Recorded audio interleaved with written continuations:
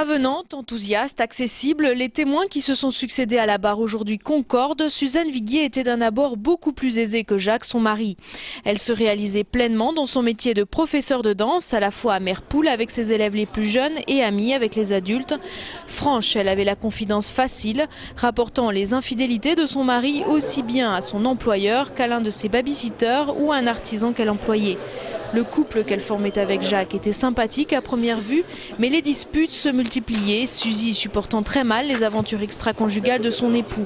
Elle-même confiait en 1995 « Notre couple bat de l'aile ».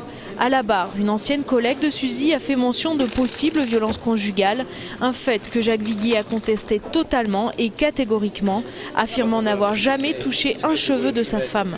Un peu extravagante pour les uns, loufoque pour d'autres, il était semble-t-il déjà arrivé à Suzy de s'absenter plusieurs jours du domicile conjugal avant le 27 février 2000, mais jamais sans appeler ses enfants.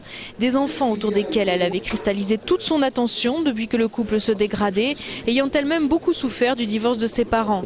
Elle avait d'ailleurs longuement repoussé l'idée du divorce, même si elle avait introduit son amant dans le cercle familial.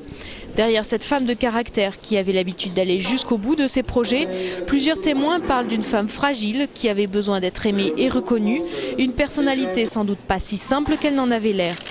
Demain, la cour d'assises de Haute-Garonne entendra de nombreux témoins afin de revenir sur l'environnement du couple Viguier. L'après-midi, outre les officiers de police, c'est Jacques Viguier lui-même qui s'exprimera.